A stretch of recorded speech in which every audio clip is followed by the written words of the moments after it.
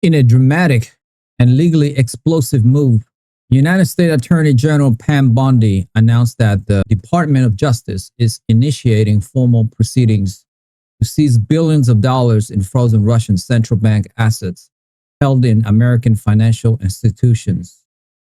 The unprecedented action aimed at repurposing sovereign Russian funds to pay for the reconstruction of Ukraine was immediately and forcibly endorsed by President Donald Trump. This decision signals a radical new front in the economic war against Moscow, but it has also ignited a fierce debate within the administration and sparked alarm among international financial experts and key American allies, who warn of catastrophic consequences for the global financial system. The announcement came during a packed press conference at the Department of Justice headquarters in Washington. Standing before the department's sealed, Attorney General Bondi delivered a blistering legal and moral indictment of the Russian Federation. She declared that the time for simply freezing Russia's assets was over. For more than a year, the civilized world has watched as Russia has laid waste to its neighbor, Bondi stated. Her tone resolute. The Kremlin has waged a war of aggression, deliberately targeting civilians and destroying critical infrastructure. Under the principle of international law and basic justice, the aggressor is responsible for the damage it causes. Today, the United States Department of Justice is taking the first step to ensure that Russia, and Russia alone, pays the bill for the devastation it has brought upon Ukraine. She explains that her office was filing a civil forfeiture action in federal court, a legal tool typically used against the asset of criminal organizations or terrorists, arguing that Russia's action constitutes a unique and ongoing threat to international peace and security that justify this extraordinary measure. Attorney General Bondi argued that this was not a punitive measure but a restorative one. She outlined a vision where the seized funds would be transferred to an international trust overseen by a consortium of allies dedicated exclusively to rebuilding Ukrainians' homes, hospitals, schools, and infrastructure. We will not ask the American taxpayer to foot the bill for Russia's barbarism, she asserted. The funds to make Ukraine whole are sitting in banks' account right here in our jurisdiction. It is our legal and moral duty to put those funds to their proper use, rebuilding the nation that Russia is trying to erase from the map. The legal argument is based on an aggressive and novel interpretation of existing U.S. law, including the International Emergency Economic Powers Act, IEEPA, which grants the president broad authority to regulate international commerce in response to national emergency.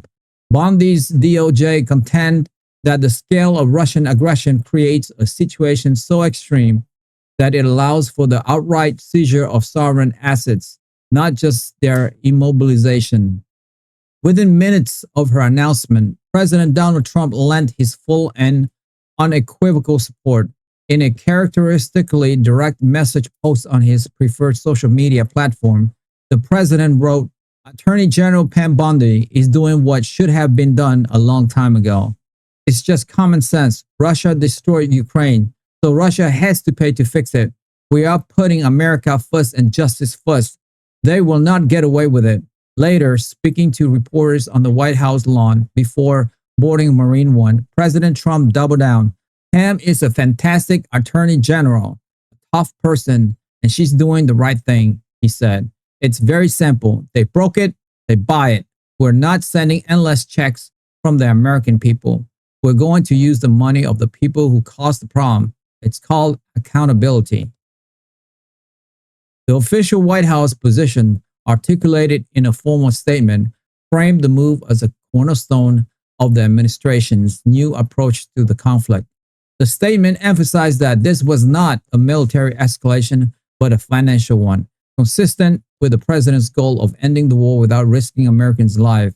It presented the seizure of assets as a fiscally responsible alternative to long-term American financial aid, arguing that it protects U.S. taxpayers while still holding Russia accountable. The policy was positioned as a smart America First solution, using an adversary-owned money to solve a problem it created, thereby reducing the burden on the United States. However, this bold policy immediately exposed a deep and critical fracture within President Trump's own cabinet.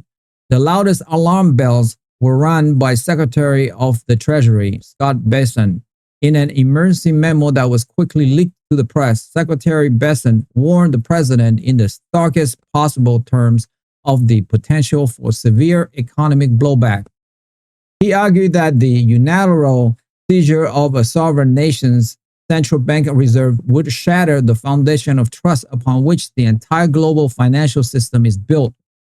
For decades, the US dollar has been the world's primary reserve currency precisely because it was seen as safe and untouchable.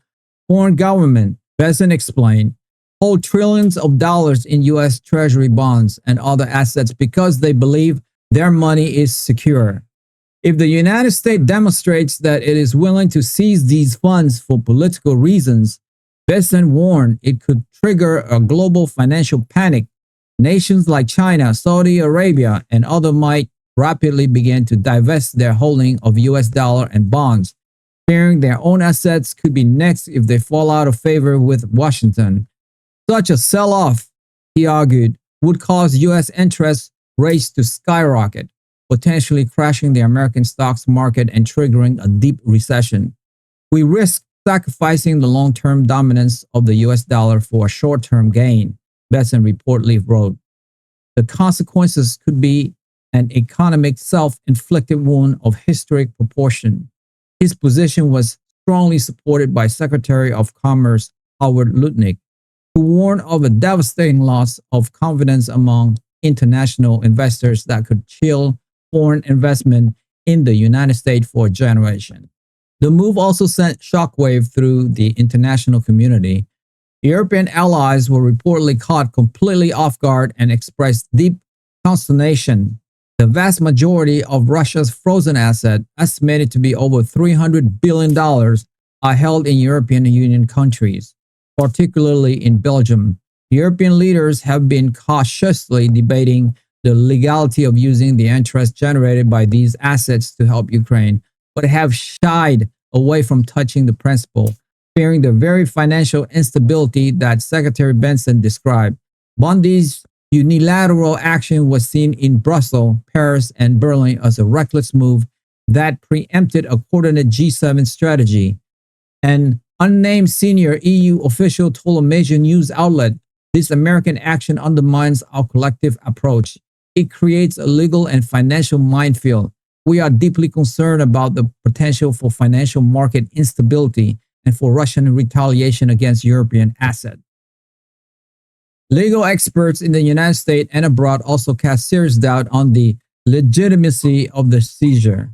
The long-standing principle of sovereign immunity generally protects a state's asset from being seized by the courts of another state. Critics argue that Bondi's plan disregards centuries of international legal precedent and could open a Pandora's box, where asset seizure becomes a common tool of geopolitical score settling.